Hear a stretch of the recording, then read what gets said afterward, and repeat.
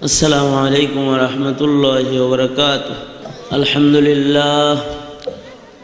لله نحمده ونستعينه ونستغفره ونؤمن به ونتوكل عليه ونعوذ بالله من شرور أنفسنا ومن سيئات أعمالنا.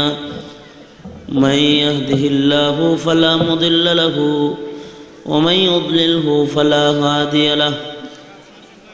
ونشهد أن لا إله إلا الله وحده لا شريك له. ونشهد أن سيدنا وسندنا وحبيبنا وطبيبنا ومحبوبنا ومرشدنا ومولانا محمدا عبده ورسوله أرسله بالحق بشيرا ونذيرا وداعيا إلى الله بإذنه وسراجا منيرا. أما بعد فأعوذ بالله من الشيطان الرجيم. بسم الله الرحمن الرحيم. الحمد لله আয়োজিত মহতী ঐতিহ্যবাহী 2 দিন ব্যাপী তাফসীরুল কোরআন মাহফিলের আজকের দ্বিতীয় রজনী মাহফিলের মোহতারাম সভাপতি, উপস্থিত হযরত বুজুর্গ উলামায়ে কেরাম, সম্মুখপানে সমবেত দিন প্রিয়, ইসলাম প্রিয়, দিনদার ইমানদার মুমিন মুসলমান ভাইরা, বুড়া বাবারা, যুবক ভাইরা, পর্দার আড়ালের মা বোনেরা, বিশ্বজগতের মালিক, বিশ্ব প্রতিপালকের বিশ্ব দরবারে কালিমাতুশ শুকর যে মহান রব্বুল আলামিন আমাদেরকে দয়া করে, মায়া করে, ভালোবেসে, রহমতি বরকতি জান্নাতের টুকরা বাগানে ওলামায়ে দ্বীনদের সোহবতে কোরআন ও হাদিসের আলোচনার মাহফিলে আল্লাহ তাআলা আসার বসার তৌফিক দান করেছেন। শুকরগুজার হই, শুকরিয়া আদায় করি, সকলে মোহাব্বতের সাথে পড়ি আলহামদুলিল্লাহ। জবান খুলে আওয়াজ করে সকলে পড়েন আলহামদুলিল্লাহ। হাদিসের ভাষ্যমতে সরকারে দু আলম নবী বলেন, দিনী মজলিসে যেই হাজির হয় আল্লাহ তাআলা তার জিন্দেগির গুনাহ মাফ করে দেয়। দিল্লির শাহী মসজিদে এক বুজুর্গ ইবাদত বন্দিগি করতেন, যিনি ওনার চেহারার উপরে পর্দা দিয়া, রুমাল দিয়া বুক পর্যন্ত ঢাইকা তারপরে চলাফেরা করতেন। দিল্লির জামে মসজিদের সামনে একটা দোকান, এই দোকানে আল্লাহর ওলি নাস্তা করতেন। নাস্তা করার সময় চেহারার পর্দা সরাইতেন, সরাইলে দেখা যাইত যে আল্লাহর ওলির চেহারার থেকে পূর্ণিমার চাঁদের আলোর মতো একটা নূর যেন ছড়ায়া পড়তেছে, আলো বেরোইতেছে। বুজুর্গ ছিলেন, এই দোকানদার এই আলো দেখতো তো দোকানদার বুজুর্গরে বারবার যায় বলতো, হজরত মেরে লিয়ে দোয়া কিজিয়ে, হজরত আপনি আমার জন্য খাস করে একটু দোয়া করে দেন। আপনারা বুজুর্গ দেখলে দোয়া চান না? হ্যাঁ, মোল্লা মুন্সি দেখলে হুজুর একটু দোয়া করে দেন। তো এই দোকানদারও বুজুর্গের কাছে দোয়া চাইতো আর বলতো, হজরত আপনি আমার জন্য দোয়া করে দেন। তো হজরত তার মাথায় হাত রেখে দোয়া করতেন। দোয়ার সময় বলতেন, আল্লাহ তুঝে ইনসান বানা দে, আল্লাহ তুঝে ইনসান বানাই, আল্লাহ তুঝে ইনসান বানা দে। বলতেন আল্লাহ যেন তোরে মানুষ বানায়। হিন্দি গান যারা শোনো যুবক ভাইরা, বুঝো নাই? কথা কও নাকি, ভদ্রলোকের মতো বয়ে রইলে যে, হ্যাঁ, আল্লাহ তুঝে ইনসান বানা দে, তার মানে হলো আল্লাহ যেন তোমারে মানুষ বানায়া দেয়। এই দোয়া করতেন। 1 মাস 2 মাস 1 বছর 2 বছর এই একই দোয়া শুনতে শুনতে যুবকের দোকানদারের মেজাজ খারাপ হয়েছে। একদিন যায় বলতেছে, কিয়া হজরত मैं इंसान नहीं हूँ, क्या मैं হাইওয়ান हूँ? আমি কি গরু ছাগল নাকি? ডেলি ডেলি আমার মাথায় হাত রেখে আপনি দোয়া করেন আল্লাহ তুঝে ইনসান বানা দে। আল্লাহর ওলি প্রশ্নের জবাব মুখে দেন নাই। দোকানদারকে নিজের হাতে দোকান থেকে নিচে নামাইছেন, নিজের মাথার পাগড়ি মোবারক তার মাথায় বসায় দিছেন। নিজের ব্যবহারের ছড়ি আর লাঠিটা আল্লাহর ওলি তার হাতে দিয়ে দিছেন। তাকে দিল্লির বাজারে ছেড়ে দিয়েছেন। দিল্লির বাজারের ভেতরে ঢুইকা ওই লোকটা লাঠির দ্বারায় কাউকে প্রহার করলো, কাউকে ধাক্কা মারলো, কারো মাথায় বাড়ি দিল, কারো হাতে পায়ে বাড়ি মারলো, আঘাত করলো। তামাশা দেখে আল্লাহর ওলি পেছন থেকে আবার দৌড়ায় যায় নিজের মাথার পাগড়ি মোবারকটা খুইলা আবার নিজের মাথায় নিলেন, হাতের লাঠিটা হাতে নিয়ে বললেন, কমবখ্ত কোথাকার, লাঠির দ্বারায় আল্লাহর বান্দাদেরকে কেন তুমি প্রহার করতেছো, কেন মারতেছো? দোকানদার চোখের পানি ছেড়ে দিয়ে বলে, আল্লাহর ওলি, আল্লাহর জাতের কসম করে বলতেছি, আপনার লাঠি দিয়া একটা ইনসানের গায়ে আঘাত করি নাই। কাউকে সাপের সুরতে দেখলাম, কাউকে কুকুর শুকুর দেখলাম, কাউকে বাঘের সুরতে দেখলাম আমার দিকে আগায় আসতেছে, এমন আকৃতি দেখা তাকে আঘাত করেছি। আল্লাহর ওলি বলেন, না, আসলে তুমি তার গুনাহ দেখে ফেলেছ। আমার মাথার পাগড়ি তোমার মাথায় দেওয়ার কারণে তোমার বসিরত এসে গিয়েছিল, ওসিউন নজর যেটা ওইটা তোমার খুলে গিয়েছিল। তুমি বান্দার গুনাহ দেখে ফেলেছো। যার ভেতরে সাপের স্বভাব আছে তাকে সাপ দেখেছ, যার মধ্যে কুকুরের মতো নাপাক খাওয়ার স্বভাব আছে তাকে কুকুর দেখেছ, যার ভেতরে বাঘের মতো আক্রমণের স্বভাব আছে তাকে বাঘ দেখেছ, যার মধ্যে কুফরি আছে তাকে শুকর দেখতে পেয়েছ। তুমি বান্দার গুনাহ দেখে ফেলেছো, এই কারণেই তো আমি আমার চেহারায় পর্দা দিয়ে চলি। আল্লাহর বান্দার গুনাহ দেখে যেন আল্লাহর বান্দার উপরে আমার ঘৃণার উদ্রেক না হয়। কিন্তু এর যুবক, তুমি যখন আমার চোখের সামনে আইসা বারবার দোয়া চাও, আমি যে তোমার গুনাহগুলোকে দেখে ফেলি, এ কারণেই তো আমি তোমার মাথায় হাত রেখে দোয়া করি, আল্লাহ তুঝে ইনসান বানা দে, আল্লাহ যেন তোরে মানুষ বানায়। যদি হালত তাই হয়, তাহলে আমাদের আমরা যারা গুনার রাজ্যে বসবাস করতেছি, আমাদের কি হাল? মহিউস সুন্নাহ শাহ আবরারুল হক রহমতুল্লাহ আলাইহির আরেকটা বরকতি পারচার হেডলাইন আপনাদেরকে শোনাই। মহিউস সুন্নাহ বলেন, আমরা মুসলমান, আমরা কালিমাধারী, কিন্তু আমাদের কালিমার উপকার আমরা কেন পাই না এবং আমাদের দোয়া কেন কবুল হয় না? দোয়া কেন কবুল হয় না? আমরা মুমিন, আমাদের সবার কালিমা আছে জবানে, কিসমত ভালো যে জন্মসূত্রে আমরা কালিমা পাইছি, আমরা মুমিন, মায়ের কোল থেকে পড়েছি লা ইলাহা ইল্লাল্লাহু মুহাম্মাদুর রাসূলুল্লাহ। এই যে কালিমাটা পড়ছি, এই কালেমার কিছু উপকার আছে না? কালেমার উপকার নাই? কালেমা জবানে পায়া খুশি না? জন্মসূত্রে পায়া কাফেরের ঘরে জন্মাইলে কেমন হইতো, কত মুসিবত হইতো। কিন্তু মুসলমানের ঘরে জন্মগ্রহণ করেছি, জন্মসূত্রে কালেমা পেয়েছি, আলহামদুলিল্লাহ বলেন আলহামদুলিল্লাহ। আমি যেটা বলতেছিলাম, আমরা সবাই কালেমাওয়ালা, আমাদের মালিক কি? সবাই মিলা আওয়াজ করে বলেন, মালিক কি? আমাদের জবানে আছে আল্লাহর নাম। কার নাম? আল্লাহর নাম। আমাদের মালিকের নাম আল্লাহ। যারা জবান দিয়ে বলবি আমাদের মালিক আল্লাহ, এই কথাটার কিছু উপকার আছে, এই কালেমার কিছু ফায়দা আছে। মহিউস সুন্নাহ শাহ আবরারুল হক রহমতুল্লাহ আলাইহি বলে, আমাদের কালেমার উপকার কেন আমরা পাই না, অথবা আমাদের কালিমাওয়ালা জিব্বার দোয়া কেন কবুল হয় না? যে জিব্বার মধ্যে কালিমা আছে, এই জিব্বাটা আল্লাহর কাছে অনেক দামি। এই জিব্বা কালেমা থাকার কারণে এই দেহটার জন্য জান্নাতের মালিকানা এসে গেছে।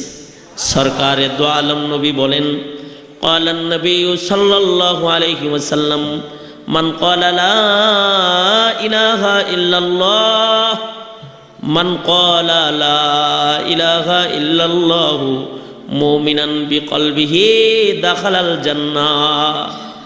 আল্লাহর রাসূল বলেন, বিশ্বাস দিলে নিয়ে একবার কালেমা পড়েছে, জান্নাতের মালিক হয়ে গেছে, জান্নাতে গেছে। কালেমার ফায়দা, জান্নাতের মালিকানা। জান্নাতের মালিকানা যার হয়ে গেছে, যে আল্লাহ তাআলার মেহমান, আল্লাহর খুব কাছের হয়ে গেছে, আল্লাহ তাআলা তো তার সকল আরজুই পুরা করার কথা, ঠিক না? সকল আরজু পুরা করার কথা না? এমপি সাহেবের কাছের লোক যে হয়ে গেছে, এমপি তো তার আরজু পুরা করে। সে মুখ দিয়ে কিছু বললে তুই বললি যেহেতু যা দিয়ে দিলাম। তা আমরা কালেমা পড়ে জান্নাতের মালিক হয়ে গেছি। আমরাও তো কিছু চাইলে আল্লাহ তাআলা দেওয়ার কথা, কিন্তু আমাদের দোয়া কি কবুল হইতেছে? কত মাহফিল হইতেছে, কত হুজুররা আপনাদের নিয়ে কান্নাকাটি করতেছে, লক্ষ লক্ষ জনতা বিশ্ব ইজতেমায় এক জায়গায় হয়ে দোয়া করতেছে, তারপরেও কেমন যেন আমাদের দোয়া কবুল হয় না, আমরা আমাদের দোয়ার সুফল যেন চোখে পাই না। এরকম একটা হাল সারা দুনিয়াব্যাপী অশান্তি খালি বাড়তেছে। সরকারে দো আলম নবীর একখানা হাদিস পড়েছি, আল্লাহর রাসূল বলেন জমিনের হাল যখন বেশি খারাপ হয়ে যাবে তখন ও কালেমাওয়ালা তুমি বেঁচে থাকার চেয়ে মরে যাওয়া ভালো। কে কয় কথাটা? আল্লাহর নবী বলে। কে বলে? জোরে বলেন কে বলে?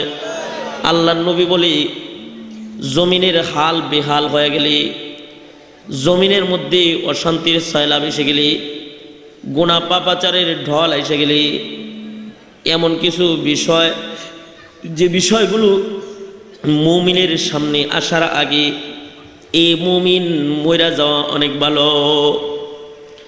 আল্লাহর রাসূল বলেন, قال النبي صلى الله عليه وسلم قال النبي صلى الله عليه وسلم بادروا ستا بالموت।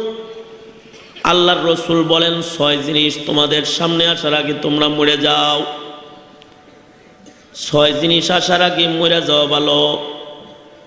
6টা জিনিস আল্লাহর রাসূল বলেছে, এগুলো আমাদের মাঝে এসে যাওয়ার আগে আমাদের মৃত্যু অনেক ভালো।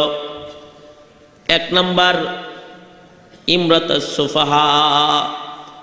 আল্লাহর রাসূল বলেন আখিরি জামানায় এক সময় অযোগ্যরা নেতা হয়ে যাবে, এমনকি জারজ সন্তান নেতা হয়ে যাবে।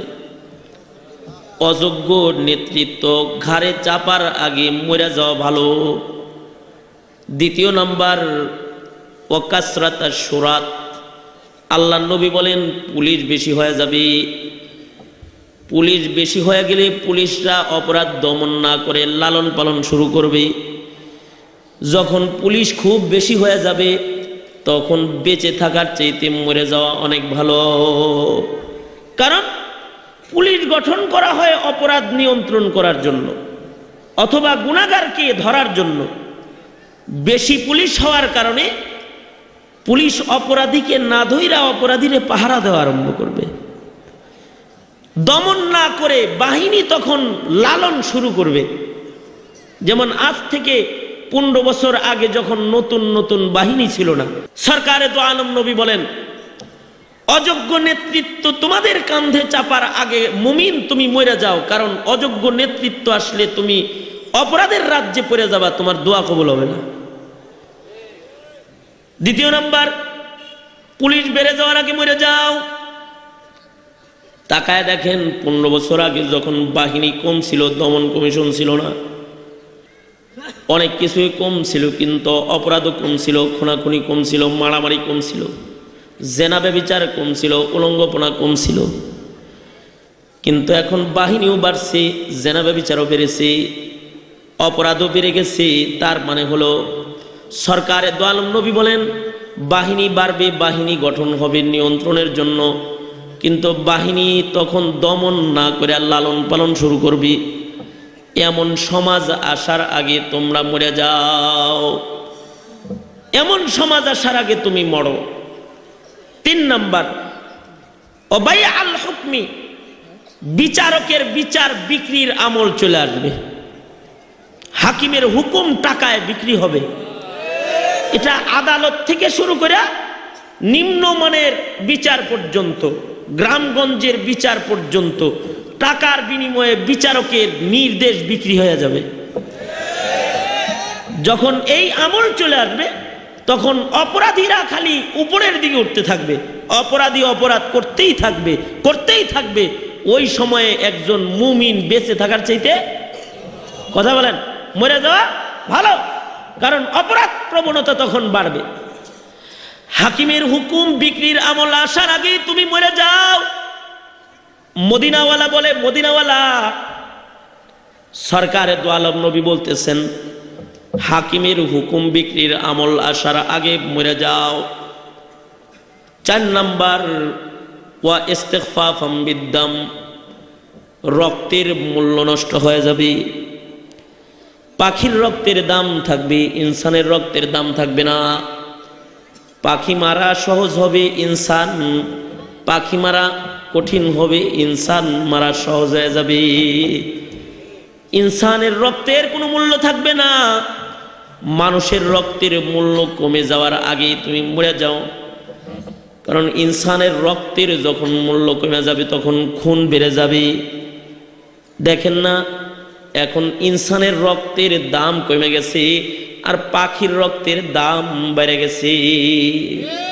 পাখির রক্তের দাম বেড়েছে। পত্রিকা পড়েছেন না, দুই পাখির প্রেম, এ নিয়ে উচ্চ আদালতে মামলা। কি শিক্ষিত জনরা পড়েন নাই? দুই পাখির প্রেম, ইসলামী প্রযোজনা এই পাখির প্রেমের মামলা। দুই পাখিকে আলাদা করেছে, ঢাকার ঘটনা তো, ঢাকার ঘটনা তো, পাখিকে আলাদা করেছে, তাই পাখির প্রেম নষ্ট হয়েছে। এক পাখি অসুস্থ হয়ে যাইতেছে, মহিলা পাখিটা অসুস্থ হয়ে যাইতেছে। পুরুষ পাখিটার অভাবে মহিলা পাখি অসুস্থ। এ কারণে পাখির এ রক্তকে হেফাজত করার জন্য, এ যেন মরে না যায়, পাখির মালিকে নিম্ন আদালত কমপ্লিট, উচ্চ আদালতে মামলার প্রস্তুতি গ্রহণ করেছে। কত ইনসান মরে যাইতেছে, মামলা হইতেছে না। কত মানুষ মারা যাইতেছে, মামলা হইতেছে না। মানুষের রক্তের দাম নাই, পাখির রক্তের দাম হয়ে গেছে। মানুষের জীবনের মূল্য নাই, পাখির জীবনের মূল্য এসে গেছে। ঠিক কিনা? জোরে আওয়াজ দিয়ে বলেন ঠিক কিনা? সরকারে তো আলম নবী বলেন 4 নম্বর ইস্তিগফাফাম বিদ্দাম, রক্তের মূল্য কমে যাওয়ার আমল আসার আগে মরে যাও। রক্তের মূল্য এখন এমন কমে গেছে যে বাপ সন্তানকে ঘরের বাইরে রেখে রাত্রে ঘুমাইতে পারে না, মা তার সন্তানকে ঘরের বাইরে রেখে তার মায়ের ঘুম ধরে না। কারণ মার মনে চিন্তা, না জানি কোন জায়গায় আমার ছেলেটারে মেরে ফেলায়। রক্তের মূল্য নষ্ট হয়ে যেতেছে। সরকারে দো আলম নবী বলেন রক্তের মূল্য নষ্টের আমল আসার আগে তুমি মরে যাও। 5 নম্বর ওয়াকাতিয়াতার রিহমি, বন্ধন ছিন্নের আমল আসার আগে মরে যাও। যখন বন্ধনের কোনো দাম থাকবে না, পিতা পুত্রের বন্ধনের কোনো মূল্য থাকবে না, স্বার্থের কারণে পিতা পুত্রের বন্ধন ছিন্ন হবে, ভাই ভাইয়ের বন্ধনের কোনো মূল্য থাকবে না, বন্ধু বন্ধুর বন্ধনের দাম থাকবে না, উস্তাদ শাগরেদের বন্ধনের মূল্য থাকবে না, মুসলমান মুসলমান ভাই ভাই এক ইমানি বন্ধন, স্বার্থের কারণে এই বন্ধনের কোনো দাম থাকবে না।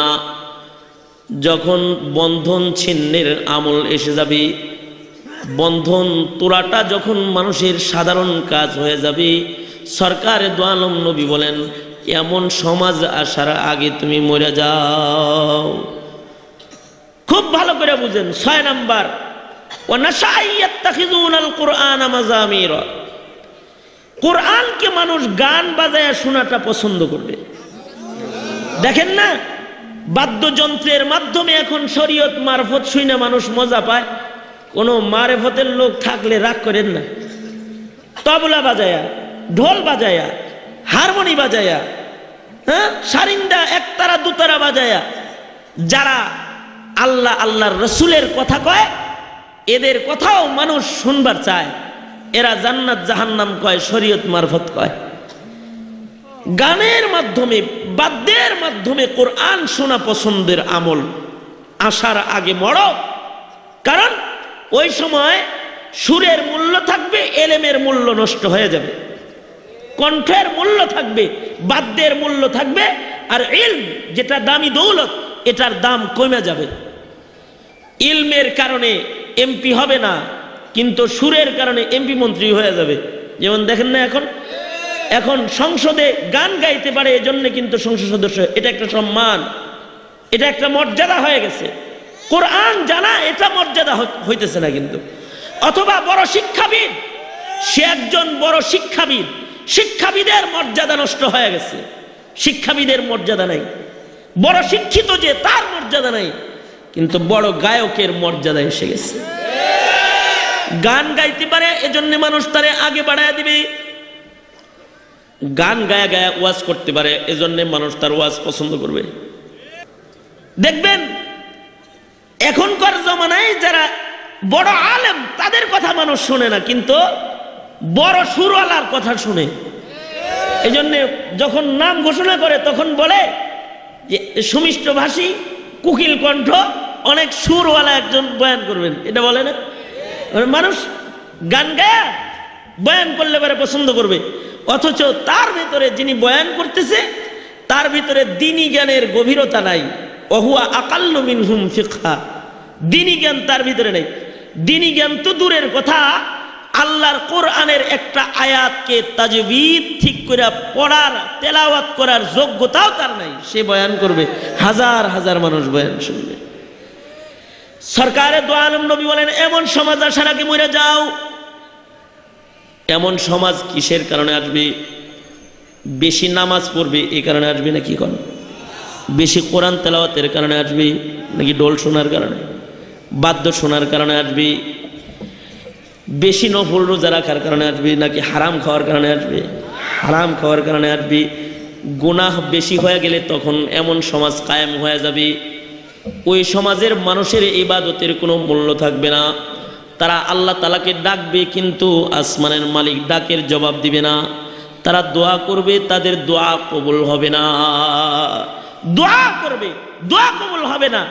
কালিমায়ে তাইয়্যিবার উপকারগুলোর থেকে ওই মুমিনেরা বঞ্চিত থাকবে। দুনিয়াতেও বঞ্চিত হবে, কবরেও বঞ্চিত হবে, হাসরেও তারা মুমিনে আসি গুনাহগার মুমিন হিসাবে জাহান্নামীদের কাতারে দাঁড়াবে। নাউজুবিল্লাহ, জোরে আওয়াজ দিয়ে বলেন নাউজুবিল্লাহ। কিন্তু কেউ যদি এই ফায়দাগুলো চায় তাহলে তার কি করতে হবে? আল্লাহর কালামের একটা আয়াত পড়েছি, আল্লাহ বলেন কালেমার উপরে তার অটল থাকতে হবে। শুধু কালেমা পড়লে হবে না, কালেমার কিছু আদর্শ আছে, কালেমার আদর্শগুলোর হেফাজত করতে হবে। শিক্ষক ব্যাচ লাগাইলে হবে না, শিক্ষকের আদর্শ লাগবে। বিচারক বিচারপতি ব্যাচ লাগাইলে হবে না, বিচারকের আদর্শ লাগবে। ছাত্রর আদর্শ লাগবে। আশিক রাসূল ব্যাচ লাগাইলে হবে না, আদর্শ লাগবে। কালেমাওয়ালা দাবির ব্যাচ লাগাইলে হবে না, কালেমার আদর্শ তার ভিতরে থাকা লাগবে। পুলিশ সাইডে লেখা হইলে হবে না, পুলিশের আদর্শ লাগবে। আর্মি হাতের কাছে লেখা থাকলে কাজ হবে না, আদর্শ লাগবে।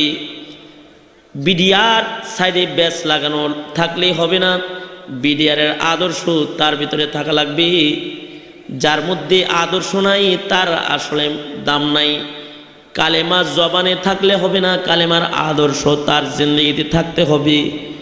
যদি কালেমার আদর্শ একটা মুমিনের জিন্দেগির ভিতরে থাকে তখন ওই মুমিন কোনো দোয়া করলে আসমানের মালিক আল্লাহ তাআলা দোয়া করতে দেরি হবে, পূরণ করতে আর দেরি করবে না। সুবহানাল্লাহ, জোরে বল। সে যদি কোনো কসম করে ফেলে, লাউ আকসামা আলাল্লাহি লা আবাররাহ, সে কোনো কসম করলে আসমানের মালিক আল্লাহ তার কসম পুরা করে ফেলবে। সে কোনো দাবি করলে তার দাবিটাও আসমানের মালিক আল্লাহ নিজে পূরণ করে দিবে। যেরকম পয়গম্বররা দোয়া করলে কবুল হয়েছে, পয়গম্বররা কোনো দাবি করলে আসমানের মালিক সে দাবি পূরণ করেছে। প্রত্যেকটা কালেমাওয়ালা মুমিন আল্লাহ তাআলার কাছে এমন দামি, সেও যদি কোনো দোয়া করে তাহলে তার দোয়ার সাথে সাথে কবুল হয়ে যাবে। যেমন নবী দোয়া করতেছে, রব্বি লা তাযার আলাল আরদি মিনাল কাফিরিনা দাইয়ারা। ওনার জবান, এই জিহ্বাটা এত দাম, এই দামি জিহ্বার কাছে আল্লাহ তাআলার সৃষ্টি জগতের মূল্য আল্লাহর কাছে নাই। এ কারণে আল্লাহ তাআলা মহাপ্লাবন দিয়ে গোটা দুনিয়াকে পানির নিচে দিয়ে দিচ্ছেন। জিহ্বার দাম কদর দানই করছেন। মুমিনও এরকম কোনো কিছু চাইলে আসমানের মালিক ওইটার সাথে সাথে দিয়ে দিবেন। তবে সেই মুমিন কালেমার আদর্শওয়ালা মুমিন হইতে হবে। কালেমার আদর্শওয়ালা মুমিন কিন্তু সে না যে গান বেশি শোনে, অথবা যে গুনাহ খাতা বেশি করে, অথবা যে মিথ্যা কথা বেশি কয়, অথবা যে গীবত শাকায়াত করে, অথবা যে চোখ দিয়ে গুনাহ খাতা করে, সে কালেমার আদর্শওয়ালা মুমিন না। কালেমার আদর্শওয়ালা মুমিন হলো সে যে আল্লাহর কোনো নির্দেশ অমান্য করে না, রসুলের সুন্নতের খেলাফ চলে না, তার চক্ষু কখনো জুলুম করে না, তার জবান কখনো পাপ করে না, তার কান গান শোনে না, গুনার আওয়াজ শোনে না, তার হস্ত গুনার দিকে আগায় না, তার পা গুনার দিকে হাঁটে না, সে কালেমাওয়ালা ইবাদতের হেফাজতে সে ব্যস্ত থাকে সর্বদাই, সেই কালেমার আদর্শওয়ালা মুমিন, এমন কালেমার আদর্শওয়ালা মুমিন দুনিয়াতেও আল্লাহ তাআলা তার সকল দাবি পুরা করবে, আল্লাহ তার জিম্মাদার। যেদিন এই কালেমাওয়ালা দুনিয়া ছাইরা চলে যাবে, আসমানের মালিক আল্লাহ তাআলা জান্নাতে মুমিন বান্দার সামনে খুইলা ধরবে, ফিরিস্তারা জান্নাতের দিকে তারে ডাকতে থাকবে। এমন মুমিন হাসরের কঠিন ময়দানে দাঁড়াবে, তো আসমানের মালিক আল্লাহ তাআলা ডান কাতারে দাঁড় করায় বিনা হিসাব জান্নাতে ঢোকার জন্য জান্নাতের ৮ দরওয়াজা আল্লাহ নিজে মেজবান হইয়া মেহমানদারি করার জন্য তার জন্য খুলে দিবে। সে জান্নাতে যাবে, তো আল্লাহ তাআলা মেজবান হয়ে তাকে মেহমানদারি করবে। সুবহানাল্লাহ। সরকারে দু আলম নবী তখনও পর্যন্ত হায়াতে আছেন। শাম দেশের এক ইহুদি আলেম তাওরাতের হাফেজ তাওরাত তেলাওয়াত করতেছে। তাওরাত পড়তে পড়তে তাওরাতের ভিতরে সরকারে দু আলম নবীর নাম পাইছে, মুহাম্মদ নাম তাওরাতের ভিতরে পাইছে। কারণ আল্লাহর রসুলের নাম তো তাওরাতে, ইনজিলে, জাবুরে সকল আসমানি সহিফায় ছিল। সুবহানাল্লাহ পড়েন জোরে। হয় নাই চিল্লায় আওয়াজ দিয়ে সবাই মিলে জোরে আওয়াজ দিয়ে বলেন আলহামদুলিল্লাহ। আল্লাহর রাসূলের নাম তো সকল আসমানি কিতাবের পাতায় পাতায় ছিল। তো ইহুদি তাওরাত তেলাওয়াত করতেছে। আমরা যেমন সকাল বেলায় কোরআন শরীফ তেলাওয়াত করি, ইহুদি সকাল বেলায় তাওরাত পড়ে। তাওরাত যখন পড়তেছে, তাওরাতের পাতা উল্টায় তো আল্লাহর নবীর নাম পায়। ইহুদি তো মুসা নবীর ভক্ত, আল্লাহর নবীর নাম দেখা সে মনে মনে কয়, আল্লাহ তাওরাত হলো মুসা নবীর কিতাব, এখানে না মুসা নাম রাখবা, মুহাম্মদ রাখছো কে? এই নাম এখানে থাকার দরকার নেই, মুসা থাকলেই তুই তো। যে যার নামের ভক্ত হয় তার নাম তার কাছে পেয়ারা হয়। ইহুদি যেহেতু পয়গম্বর মুসার ভক্ত, ইহুদি তাওরাত তেলাওয়াত করতেছে, মুসার নাম খুঁজি, মুহাম্মদ নাম দেখলে পরেও তার বিরক্তি লাগে। সে আল্লাহর রাসূলের নাম যে জায়গায় আছে ওই জায়গা ছিঁড়া ফেলাইছে, কাইটা ফেলাইছে, কাইটা দিচ্ছে। মনে মনে ভাবতে পারেন এটা আবার কেমন লোক যে তাওরাতের পাতা ছিঁড়া ফেলাইলো। তা আল্লাহর রাসূলের নাম তাওরাতের পাতায়, এটা দেখে আসে ঘৃণা। আল্লাহর নবীর নামের উপরে কালি মেরে দিছে, মুইসা দিছে, কাইটা ফেলছে। সরকারে দু আলম নবীর নামের আজব শান। রাতের বেলায় যখন তাওরাত রাইখা দিছে, তো সকাল বেলায় পরের দিন আবার যখন তাওরাত খুলেছি, এক জায়গা থেকে আল্লাহর নবীর নাম কাটছে, দেখে আল্লাহ 2 জায়গায় উঠায় রাখছে। আরো জোরে আওয়াজ দিয়া বলেন আল্লাহু আকবার। চিল্লায় জোরে আওয়াজ দিয়া বলেন আল্লাহু আকবার। এক জায়গা থেকে আল্লাহর নবীর নাম কাটছে, দেখে 2 জায়গায় উঠে রইছে। পরের দিন 2 জায়গা থেকে আল্লাহর নবীর নাম মুছছি। রাতের বেলায় তাওরাত রেখে দিছি, পরের দিন দেখি 4 জায়গায় আল্লাহর নবীর নাম উঠে রইছে। এবার 4 জায়গার মধ্যে কালি মারছে, পরের দিন দেখে 8 জায়গায় উঠে রইছে। 8 জায়গায় কালি মেরেছে, পরের দিন দেখে 16 জায়গায় আল্লাহর রাসূলের নাম আল্লাহ তাআলা তাওরাতের পাতায় উঠায় দিছি। আল্লাহর নবী তখনও পর্যন্ত মদিনাতুল মুনাওয়ারাতে আছেন। সে পাশেই তার আরেক ইহুদি বন্ধু তার কাছে গেছে, যা দেখে তার বন্ধু কোরআন মজিদের তিলাওয়াত করতেছে।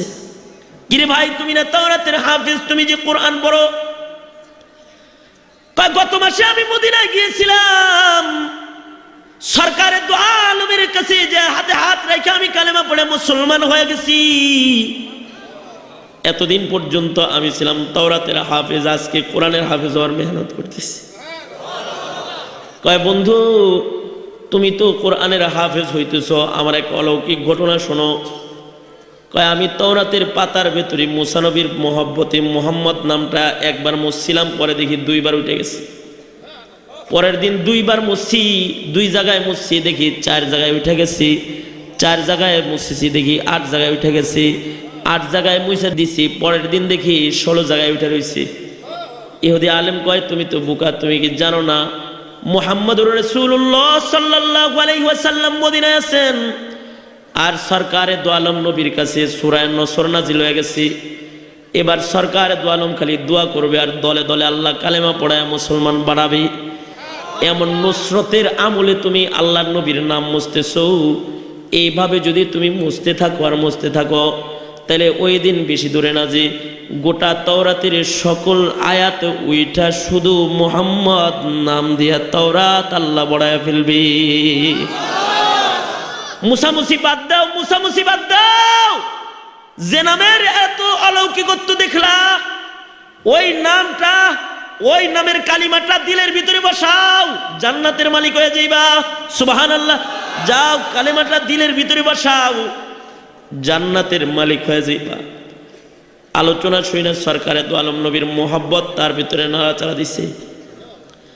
সে সামদেশ থেকে এবার সরকারে দু আলমের বাড়ির দিকে মদিনার দিকে রওনা দিয়ে দিছে, মদিনাতুল মুনাওয়ারার দিকে রওনা দিছে।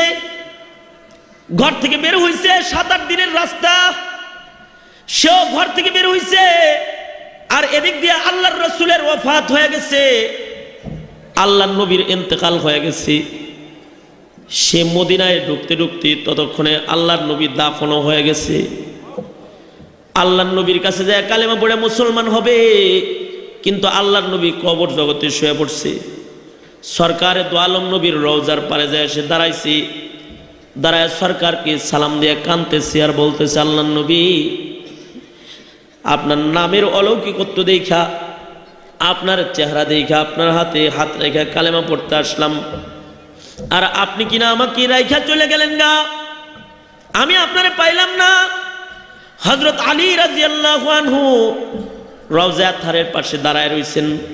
হযরত আলী বললেন, এই তুমি দেরি না করে তাড়াতাড়ি কালেমা পড়ো, যত তাড়াতাড়ি কালেমা পড়বা তত তাড়াতাড়ি নবীর কাছে যাইবা, যত তাড়াতাড়ি কালেমা পড়বা তত রসুলের পেয়ারা হইবা। এখন কালেমা পড়ে নাও। সাথে সাথে ইহুদি তাওরাতের হাফিজ কালেমা পড়ে মুসলমান হয়ে যায়। মুসলমান হওয়ার পরে কালেমা, বিশ্বাসের সাথে কালেমা পড়ার পরে সরকারে দু আলমের প্রেম তার দিলের ভিতরে খুব বেশি হইছে। কামিল মুমিনের দিলে যে মুহাব্বত থাকে, সেই মুহাব্বত তার দিলের ভিতরে এসে গেছে। এবার সে হযরত আলীকে ডেকে বলতেছে, আলী রে, আমি মদিনায় আসলাম, চোখ দিয়া আল্লাহর রাসূল রে এক নজর দেখতে পারলাম না রে আলী। আলী রে, তোমার ঘরে কি আল্লাহর রাসূলের গায়ের কোনো জামা আসেনি? আমি শুনছি সরকারে দু আলমের গায়ের ঘাম নাকি মিশকে আম্বরের চেয়েতে অনেক বেশি সুঘ্রাণ। ঘরে যদি সরকারে দু আলম নবীর কোনো জামা থাকে আলী, তাহলে ওই জামাটা কি একটু আমারে দিবা? চোখ দিয়ে আল্লাহর রাসূল দেখতে পারলাম না, অন্তত নাক দিয়া আল্লাহর নবীর গায়ের ঘামের সুঘ্রাণটা অন্তত আমি নিতে পাই। হযরত আলী রাদিয়াল্লাহু আনহুর সাথে সাথে ঘরের থেকে একটা জামা আইনা, আল্লাহর রাসূলের একটা জামা আইনা ইহুদির হাতে দিয়েছি। কালেমা পড়া মুসলমান সরকারে দু আলমের তাওরাতের হাফিজ সরকারে দু আলমের জামা হাতে নিয়া নাকের কাছে নিয়ে গ্রান নিছে। গ্রান নিয়ে এবার চক্ষুটা বন্ধ করে বলতেছি, আল্লাহ গো, আমি কালেমা পড়ছি, আমার কালেমার দাবি যদি তুমি পূরণ করে থাকো, আমার কালেমার কারণে যদি তুমি আমাকে জান্নাতি বানায় থাকো, আমার কালেমা পড়াটা যদি তোমার কাছে কবুল হয়ে থাকে, তাহলে তোমার রাসূলের গায়ের ঘামের গ্রান আমি নাক দিয়ে নেওয়ার কারণে তোমার হাবিবের প্রেমের আগুন আমার দিলের ভিতরে আরো বেশি দাও দাও করে জ্বলে গেছে। ও আল্লাহ, ও আল্লাহ, আমার দিলে কালিমার যে প্রেম, মুহাম্মদুর রাসূলুল্লাহর যে প্রেম দিলের ভিতরে যেটা ঢুকছে, এই প্রেম তোমার দোস্তের দিদার আর জিয়ারত ব্যতিরেকে এটাকে নিব্রতকরণ সম্ভব নয়। সুতরাং আল্লাহ, আমার কালেমা যদি তুমি কবুল করে থাকো, তাহলে আমি তোমার কাছে একটা দোয়া করতেছি, আমার দোয়াটাও তুমি মেহেরবানি করে কবুল করে নাও। তুমি নাক দিয়া আল্লাহর রাসূলের গায়ের ঘামের গ্রান নিলে আমার হবে না, চোখ দিয়া তোমার হাবিবকে আমার দেখতে হবে। যদি জমিনের উপরে তোমার দোস্তের দিদার আর মুলাকাত আমার সম্ভব না হয়, তাহলে এখন তুমি আমাকে আলমে বরজখের জগতে নিয়া হইলেও তোমার দোস্তের মুলাকাত করায় দাও। হযরত আলী রাদিয়াল্লাহু আনহু বলেন, মুমিনের দুয়ার এত ধার যে জবান দিয়া রাসূলের দিদার চাইতে দেরি হইছে, প্রাণ পাখি কালেমা পড়তে পড়তে বেরোয় যাইতে আর দেরি হয় নাই। সরকারে দু আলমের সাথে মৃত্যুর পরে তার মুলাকাত হয়ে গেছে, মৃত্যুর মাধ্যমে মুলাকাত হয়ে গেছে। যারা আগে মরে আর যারা পরে মরে, পরে যারা মৃত্যুবরণ করে, আগে যারা মারা গেছে তাদের সাথে তাদের দেখা হয়। যারা পরে ইন্তেকাল করে, আগে যারা মরে যায়, আগের মানুষগুলো যারা ইন্তেকাল করেছে, পরে যারা মারা গেছে, পরের লোকগুলারে তারা স্বাগত জানায়। জান্নাতি হয়ে মারা গেলে জান্নাতীরা স্বাগত জানায় তাকে। সরকারে দু আলম নবী এজন্য জিয়ারতে কবরের তরিকা শিখাইছেন।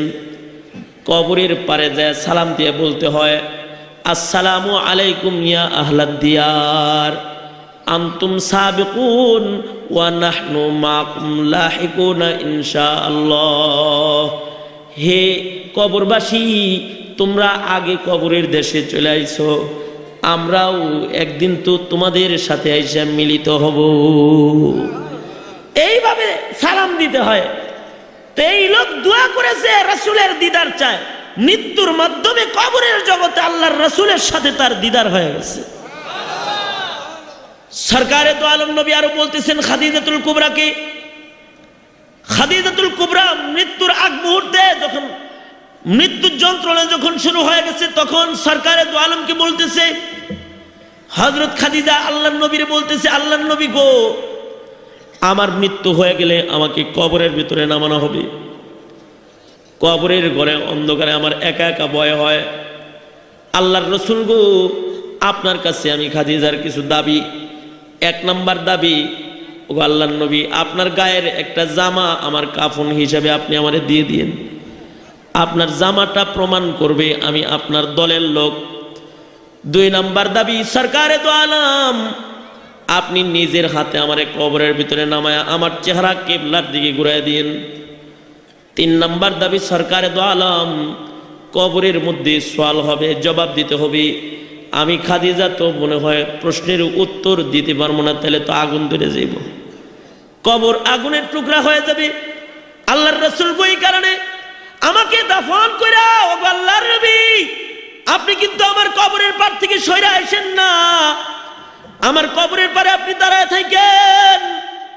যখন ফেরেশতারা আমায় প্রশ্ন করবে, আমার প্রশ্নের জবাবগুলো যদি আমি দিতে না পারি, তাহলে আপনি আমারে দিয়ে দিয়েন, শিখায় শিখায় দিয়েন।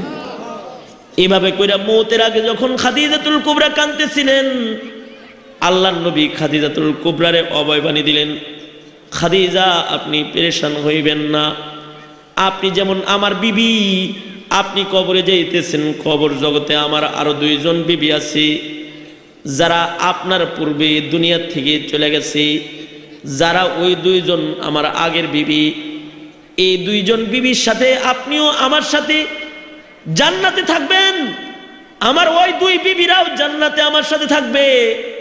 খাদিজা, আপনি কবরে যাওয়ার সাথে সাথে আমার ওই আগের দুই বিবির সাথে আপনার মোলাকাত আর সাক্ষাৎ হয়ে যাবে।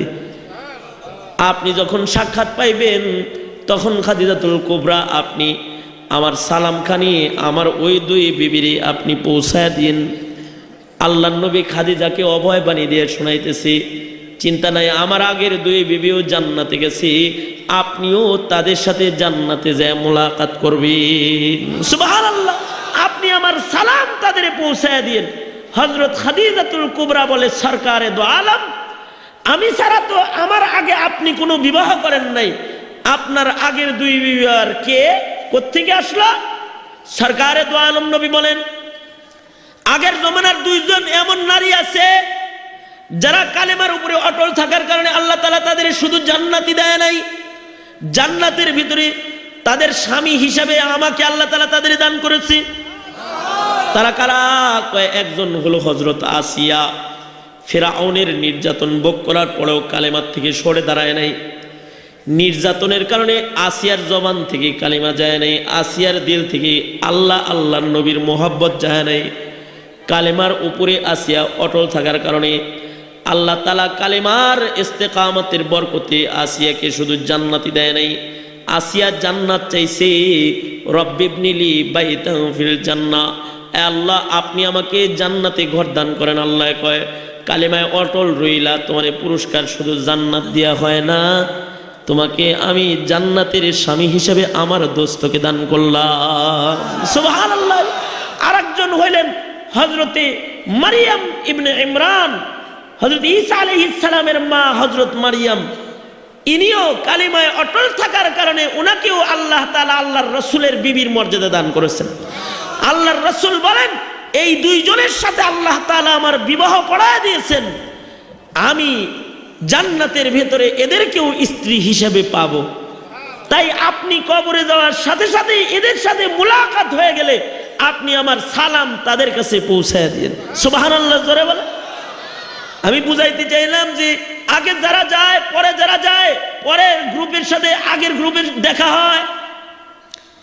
নতুন মুসলমান কালেমা পড়ে দোয়া করতেছে, আল্লাহ তোমার হাবিব আগে গেছে, আমি তোমার হাবিবের পিছে পিছে যায় এখন দেখা করবার চাই, আমার লয়ে যাও। একজন কালেমাওয়ালার জিব্বা আল্লাহর কাছে এত দাম, দোয়া করতে দেরি হয়েছে, কবুল হইতে দেরি হয় নাই। আর আমরা দোয়া করি, আমাদের দোয়া কবুল হয় না, কারণ তারা জবান দিয়ে দোয়া করলে নগদ দোয়া কবুল হয়েছে। আমরা গুনাহ করতে করতে কালেমার আদর্শ থেকে দূরে যাইতে যাইতে আমাদের জিব্বা এরকম দুর্বল বানাইছি যে আমরা ডাক দেই, আমাদের ডাকের জবাব হয় না। আমরা দোয়া করি কিন্তু আমাদের দোয়া কেমন যেন কবুল হয় না। ঠিক কিনা? জোরে আওয়াজ দিয়ে বলেন ঠিক কিনা? মুসলমান তো আগের চাইতে বেশি। এখন বাংলাদেশে 15-16 কোটি প্লাস মুসলমান, সারা পৃথিবীতে 150 কোটি মুসলমান, কিন্তু মুসলমানদের দোয়া কেমন যেন কবুল হয় না। মুসলমানরা নির্যাতনের শিকার, সারা পৃথিবীতে মুসলমানরা কাফের মুশরিকের খেলনার পাত্র হয়ে গেছে। ঠিক কিনা? জোরে আওয়াজ দিয়ে বলেন ঠিক কিনা? জোরে আওয়াজ। মুসলমানরা কাফের মুশরিকের খেলনার পাত্র। কারণ কি? মুসলমানরা তাদের জবান অচল করে ফেলেছে। যেই জবানের খুব পাওয়ার, অ্যাটমিক শক্তির চাইতে যে জবানের পাওয়ার বেশি, পারমাণবিক শক্তির চাইতে মুসলমানের জিহ্বার পাওয়ার অনেক বেশি, যে আল্লাহর কাছে কিছু চাইলে আল্লাহ দিবেন, সেটা এখন আর আসতেছে না। ঠিক কিনা? জোরে আওয়াজ দিয়ে বলেন ঠিক কিনা? কারণ কি আসে না? কেন আসে না? এই কারণে আমরা কালেমা পড়েছি কিন্তু কালেমার উপরে আমাদের অটলতা নাই। ঠিক নেই? কালেমা পড়েছি, কালেমার উপরে আমাদের অটলতা নাই। আমরা কালেমা পড়েছি কিন্তু 5 ওয়াক্ত নামাজের হেফাজত আমরা করি না। আমরা কালেমা পড়েছি, নজরটার হেফাজত আমরা করি না। আমরা কালেমা পড়েছি, কানটার হেফাজত আমরা করি না। আমরা কালেমা পড়েছি, হালাল হারামের তমিজ আমরা এখন আর করি না। আমরা কালেমাওয়ালা, সুন্নতের উপরে আমাদের কোনো গুরুত্ব নাই। আমরা কালেমাওয়ালা, আল্লাহর নির্দেশ আমরা মানি না। সঙ্গত কারণে আমাদের জিহ্বা যেন অচল হয়ে গেছে। বেশি দূরে যেতে হবে না। 500 বছর আগের মানুষ যদি কোনো দোয়া করছে, তাহলে 500 বছর আগের মুসলমানদের আমল ভালো ছিল। ইন্টারনেটের গুনাহ ছিল না, মোবাইলের গুনাহ ছিল না, টিভির গুনাহ ছিল না, ও উন্নত গুনাহ তাদের সামনে ছিল না। এই কারণে 500 বছর আগের দিকেও তাকায় নজর করে দেখি, ওই মুসলমানরাও কোনো দোয়া করলে আসমানের মালিক আল্লাহ তাআলা সাথে সাথে দোয়াটা কবুল করে নিছে। সুবহানাল্লাহ। সাথে সাথে দোয়া কবুল হয়েছে। ওই যে এক বুজুর্গ আল্লাহর ওলি, তিনি মরুপ্রান্তর দিয়ে যাইতেছেন, মরুপ্রান্তর দিয়ে যাইতেছেন আল্লাহর ওলি। এমন আল্লাহর ওলি যিনি 27 বছরের ভিতরে জামাত ব্যতিরেকে নামাজ পড়ে নাই। কালেমার উপরে কত অটলতা যে 27 বছরের ভিতরে জামাত ছাড়া নামাজ পড়ে নাই আল্লাহর ওলি। আল্লাহর ওলি যাইতেছেন 27 বছরের ভিতরে তিনি কিন্তু জামাত ব্যতিরেকে নামাজ পড়েন নাই। এমন মুসলমান আছে যারা 27 বছরের ভিতরেই নামাজ পড়ে নাই। আর ওই বুজুর্গ কালেমার উপরে এমন অটল, যিনি 27 বছরের ভিতরে জামাত তরক করে নাই। মরুপ্রান্তর দিয়ে যাইতেছেন, মরুপ্রান্তরের মাঝখানে উনি একা, বড় একা, আর কোনো মুসলমান সাথে নাই। ঠিক ওই সময় নামাজের ওক্ত হয়ে গেছে। এবার আল্লাহর ওলিকে নামাজ পড়তে হবে আজকে 27 বছর পরে জামাত ছাড়া, যেহেতু একা, আর কোনো মুসলমান নাই। আল্লাহর ওলি এখন একা একা নামাজ পড়বেন। 27 বছর ধরে উনি জামাতে নামাজ পড়েন, কালেমার অটলতা। ওনার চোখ দিয়া পানি গড়ায় গড়ায় পড়তেছে আর কাঁদতেছে, এক জায়গায় বসে বসে কাঁদতেছে, নামাজের প্রস্তুতি নিতেছে আর কাঁদতেছে। তার কান্নার আওয়াজ দূরে চলে যেতেছে, কাঁদতেছে কারণ 27 বছর পরে আজকে তার একা একা নামাজ পড়তে হবে, জামাতে নামাজ সে পড়তে পারতেছে না, এই কারণে কাঁদতেছেন। তার কান্নার আওয়াজ শুনে না পাহাড়ের পাশে কিছু রাখাল ছাগল চড়াইতেছিল, ধুতি পরা ওই রাখালগুলা তাড়াতাড়ি বুজুর্গের কাছে আসছে। আয়সা আল্লাহর ওলিকে বলতেছে, আল্লাহর ওলি আপনি কান্দেন কেন? আল্লাহর ওলি বলে, 27টা বছর হয়ে গেছে জামাত ছাড়া আমি নামাজ পড়ি না। আজকে এমন জায়গায় নামাজের ওক্ত হয়ে গেছে যে জামাতের কোনো সাথী আমার সাথে নাই। 27 বছর পরে জামাতবিহীন নামাজ আমি পড়বো, এই জন্য কাঁদতেছি, আফসোসে কাঁদতেছি। আল্লাহর ওলি জামাতের মুহাব্বতে আফসোসে যখন কাঁদে দিছে, তার চোখের সামনের কাফের রে আল্লাহর সাথে সাথে মুসলমান বানাইতেছে। হিন্দু যুবক গুলান আল্লাহর ওলিরে দইরা বলে, আল্লাহর ওলি আপনি কাঁদবেন না, 27 বছর পরেও আজকে মরুপ্রান্তরে আপনাকে জামাত ছাড়া নামাজ পড়তে হবে না। আমরা ছিলাম হিন্দু, আমরা এখন আপনার হাতে হাত রাইখা কালেমা পড়া এখন আমরা মুসলমান হয়ে গেলাম। আমরা হব আপনার মুক্তাদি আর আপনি হইবেন আমাদের ইমাম। 27 বছর পরেও মরুপ্রান্তরে আপনি জামাতের সাথে নামাজ আদায় করবেন। তাদের দোয়া কবুল হয়েছে, আমাদেরটা কবুল হয় না। আরো কাছে আসি, 200 বছর আগের দিকে যাই। কারি ইব্রাহিম রহমতুল্লাহ আলাইহির পীর ভাই আনোয়ার শাহ কাশ্মীরি রহমতুল্লাহ আলাইহি, আনোয়ার শাহ কাশ্মীরি যিনি মুফতি রশিদ আহমদ গঙ্গুহি রহমতুল্লাহ আলাইহির মুরিদ ছিলেন। আনোয়ার শাহ কাশ্মীরি কত বড় আলেম ছিলেন, এত বড় আলেম ছিলেন যাকে বলা হইতো মাকতাবাতুন আজিমাতুন হাইয়াতুন নাতিকাতুন, জিন্দা চলতি ফিরতি একটা লাইব্রেরি, একটা কুতুবখানা। তার মানে দারুল উলুম দেওবন্দের যত কিতাব আছে সকল কিতাব আনোয়ার শাহ কাশ্মীরির মুখস্থ ছিল। সুবহানাল্লাহ, আর আস্তে কোন সুবহানাল্লাহ, জোরে বলেন সুবহানাল্লাহ। এই সব কিতাবাদি মুখস্থ যার আনোয়ার শাহ কাশ্মীরি, কিতাব মুখস্থ। ব্রেনটা কিরকম, কোনো কিছু একবার পড়লে পরে 40 বছর মনে থাকছে। কারণ আপনি করতে 80 বছর মনে থাকে, সুবহানাল্লাহ পড়তে কষ্ট লাগে। জোরে কোন সুবহানাল্লাহ, জোরে বলেন সুবহানাল্লাহ। কোন জিনিস একবার পড়লে পরে 40 বছর এটা ইয়াদ থাকছে। আনোয়ার শাহ কাশ্মীরি এত বড় আলেম। আনোয়ার শাহ কাশ্মীরি মুরিদ ছিলেন মুফতি রশিদ আহমদ গঙ্গুহি রহমতুল্লাহ আলাইহি।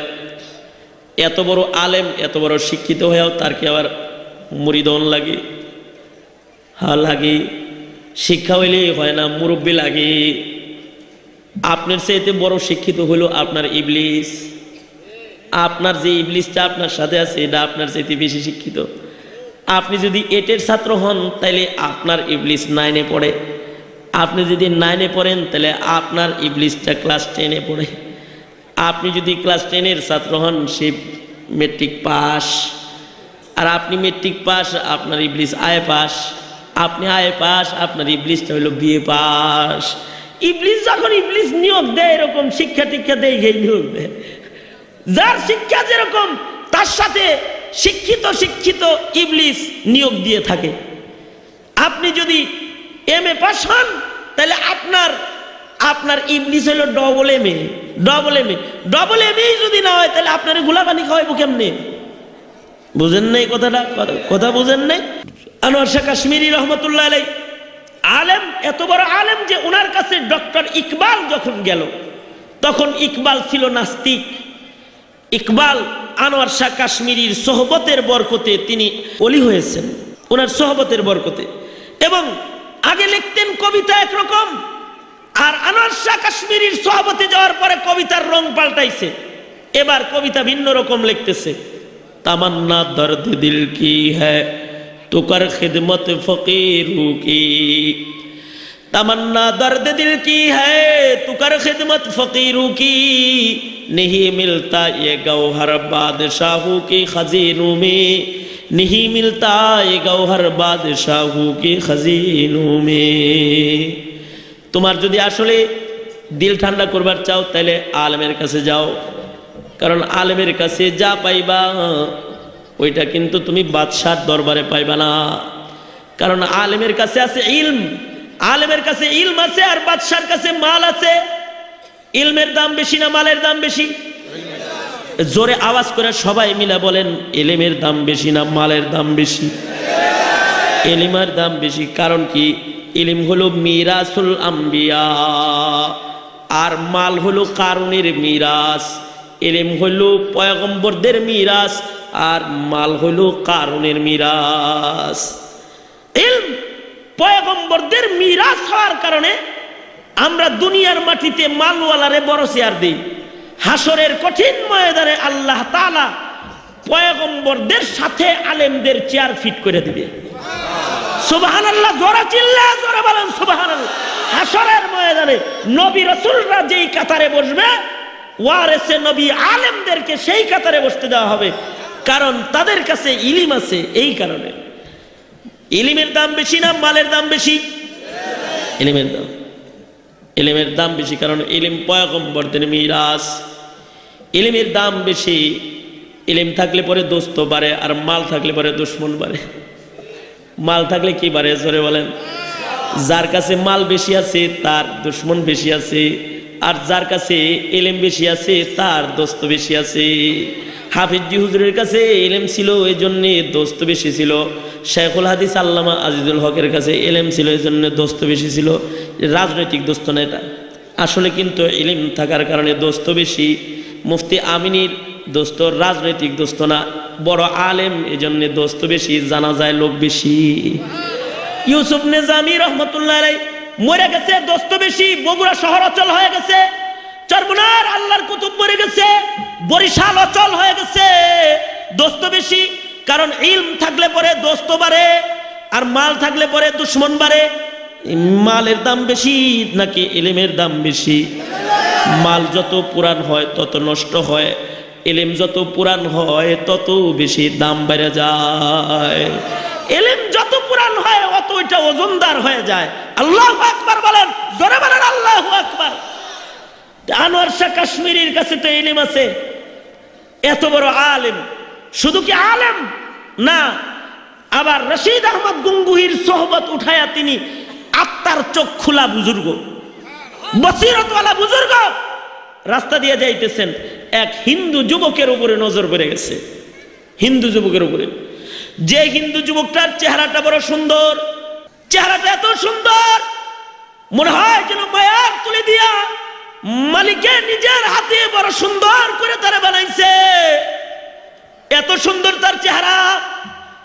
আনোয়ার শাহ কাশ্মীরি যুবকটার চেহারা দেখলেন, বড় চাঁদ ঝলঝলা সুন্দর চেহারা, কিন্তু তার গায়ের মধ্যে ধুতি দেখা আনোয়ার শাহ কাশ্মীরি কান্দে দিছে।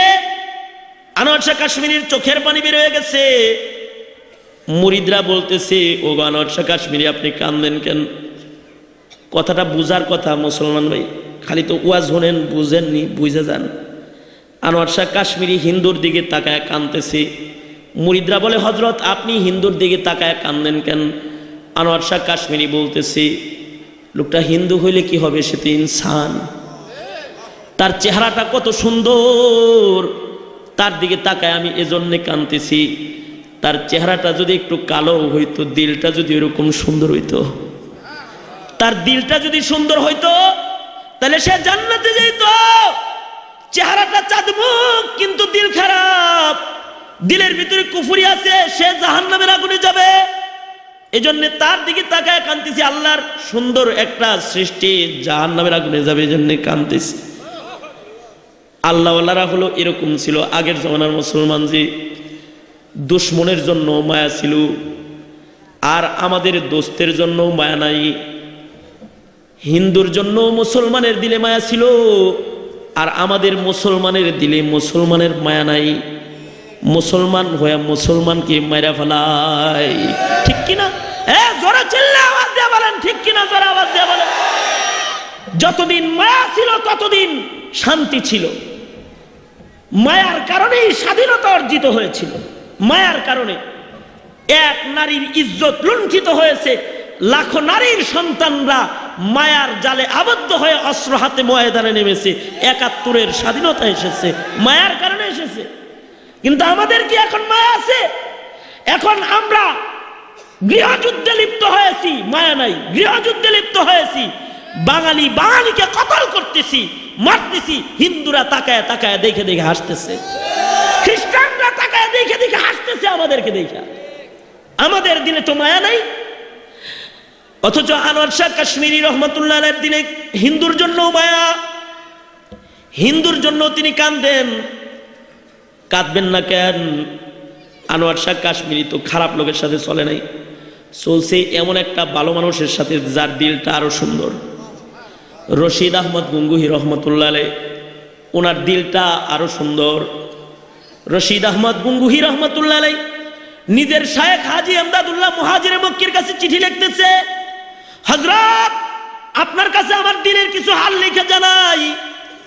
১ নম্বর হাল লিখছে, হযরত আমার দিলের হাল, আমার মধ্যে নফা আর জরর বরাবর হয়ে গেছে, আমার লাভ আর লস সমান সমান হয়ে গেছে।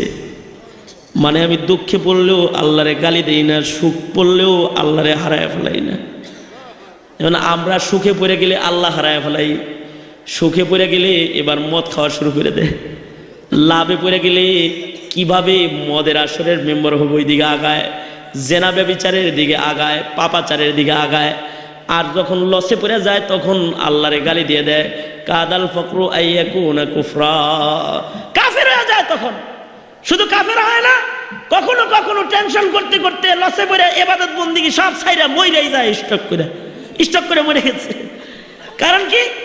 আমাদের লাভ লস আমাদেরকে খুব আঘাত করে। আর ওনার দিল হলো এরকম, উনি বলে আমার নফা জরার বরাবর হয়ে গেছে, লাভ লস সমান সমান হয়ে গেছে। সুবহানাল্লাহ বলেন, জোরে বলেন সুবহানাল্লাহ।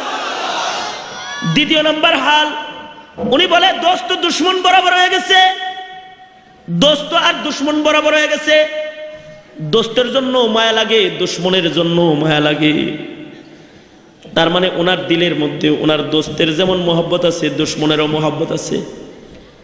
যেমন আল্লাহর রসুলের দিলের মধ্যে দুশ্মনের মহব্বত আছে। রাস্তা দিয়ে যাইতেছে, একদিন দেখে কাটা নাই, কয় দুশ্মন অসুস্থ দেখতে গেছে।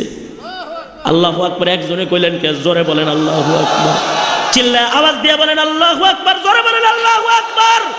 সরকারে দু আলমের দিলের ভিতরে দুশ্মনের মায়া আছে।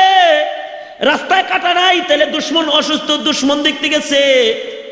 রশিদ আহমদ গঙ্গুহি কয় আমার দিল দোস্ত আর দুশ্মন বরাবর হয়ে গেছে। আমার দোস্তের জন্য মায়া লাগে, দুশ্মনের জন্য মায়া লাগে। কারণ কি? দোস্তের দ্বারায় উপকার হয়, দুশ্মনের দ্বারায় উপকার হয়।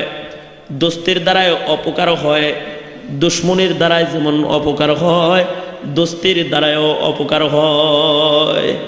কিছু কিছু দোস্ত অপকার করে। এজন্য আল্লাহর রাসূলের একটা দোয়া, আল্লাহুম্মা ইন্নী আউযু বিকা মিন খলিলিল মাকির, হে আল্লাহ আমি খলিলে মাকের মকরবাজ বন্ধুর থেকে তোমার কাছে পানাহ চাই। স্বার্থের বন্ধুর থেকে তোমার কাছে পানাহ চাই। স্বার্থের বন্ধুর দল পরিবর্তন হইতে পারে, কিন্তু নিঃস্বার্থ বন্ধুত্ব জিন্দেগিতে কোনোদিন পরিবর্তন হইতে পারে না। স্বার্থের বন্ধু নিজের দোষের দোষকে প্রকাশ করতে পারে, নিঃস্বার্থ বন্ধুত্ব দোষকে কোনোদিন প্রকাশ করবে না। এ কারণে দোস্তও অপকারী হয়। এজন্য আল্লাহর নবী দোয়া করতেন,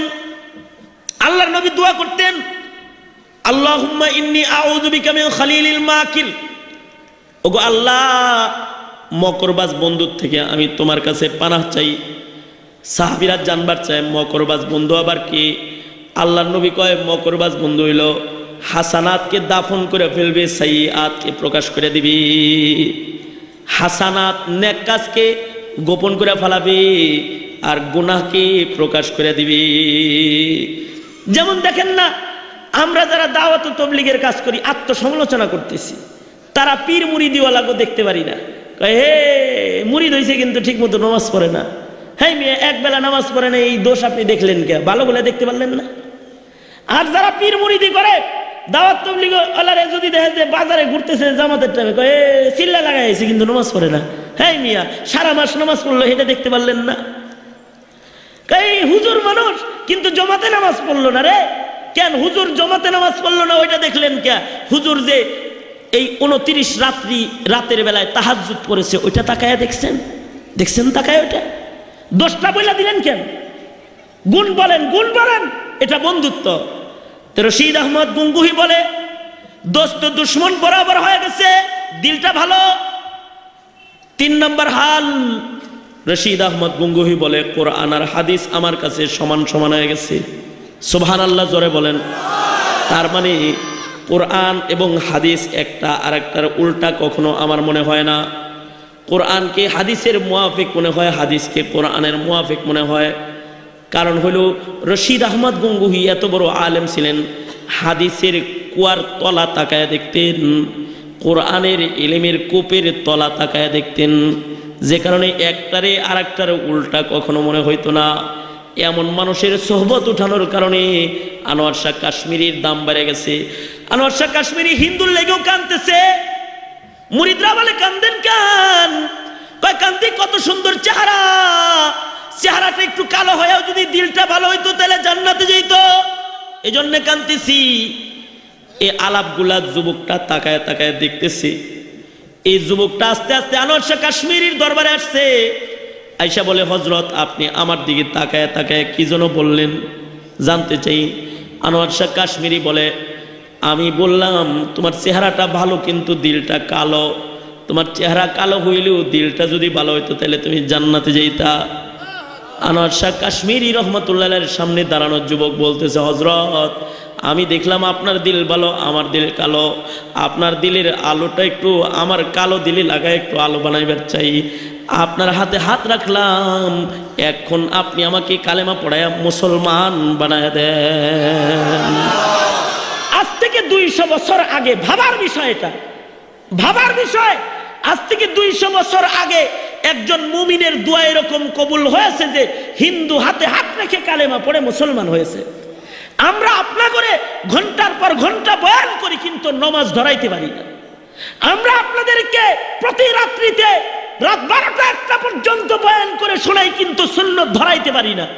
তাহলে আমাদেরও আমলি কমজোরি, আপনাদেরও আমলি কমজোরি। নিজেদের আমলের নূর বানানো দরকার।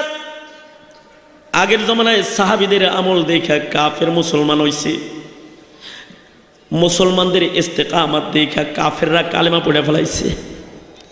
সাহাবী হযরত আমর ইবনুল আস রাদিয়াল্লাহু আনহু মিশর বিজয় করবেন। হযরত আমর ইবনুল আস মিশর বিজয় করবেন। হযরত আমর ইবনুল আস রাদিয়াল্লাহু আনহু মিশরের চতুর্দিক দিয়ে আমর ইবনুল আস ঘেরাও করেছেন। মিশরটা তখন ইহুদিদের দখলে আছে। মিশরের চতুর্দিকে হযরত আমর ইবনুল আস রাদিয়াল্লাহু আনহু নবীর সাহাবী, হাজার হাজার সৈন্য নিয়ে মিশর ঘেরাও করেছেন। মিশর দখল করবেন, কিন্তু মিশরের উপর অতর্কিত হামলা উনি করতেছেন না। কারণ কি? নারী ও শিশুর উপরে জুলুম করা যাবে না। অতর্কিত হামলা করলে নারী ও শিশুর উপরে জুলুম হবে। এই জন্যে আমর ইবনুল আস রাদিয়াল্লাহু আনহু মিশর ঘেরাও করে বসে রয়েছেন, অপেক্ষা করতেছেন দেখিনি ওরা কোনো লিয়াজুর জন্য আসে কিনা।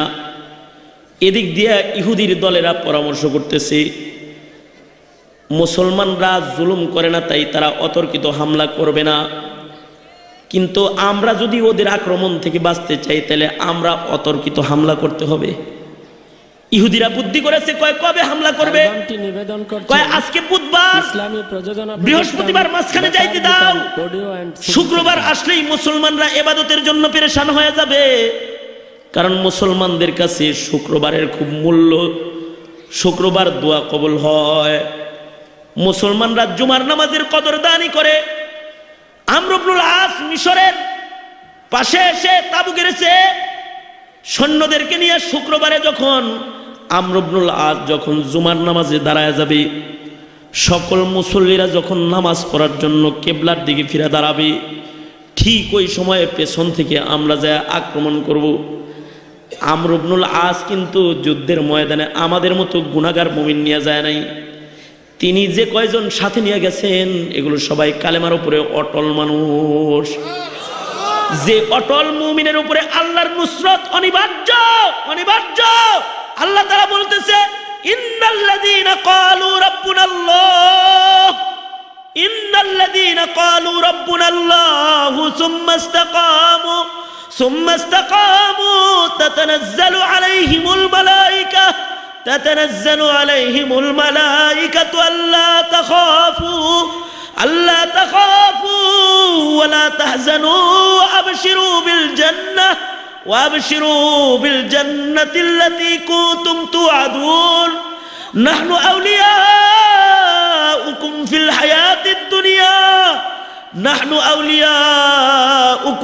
হায়াতিদ দুনিয়া ওয়া ফিল আখিরাহ ওয়া লাকুম ফীহা মা তাশতাহি আনফুসুকুম ওয়া লাকুম ফীহা মা তাদউন নুজুলাম মিন গফুরির রহিম।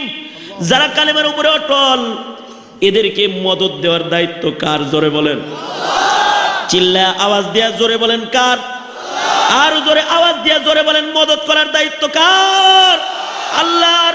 আমর ইবনুল আস রাদিয়াল্লাহু আনহু এমন কিছু কালেমাওয়ালার সাথে নিয়ে গেছেন যারা কালেমায় অটল। জুমার নামাজের আজান হয়ে গেছে, মুসলিম শিবির থেকে সকলে বের হয়ে জুমার নামাজ পড়ার জন্য নামাজের কাতারে দাঁড়ায় গেছে। জুমার নামাজ পড়ার জন্য নামাজের কাতারে দাঁড়াইছে।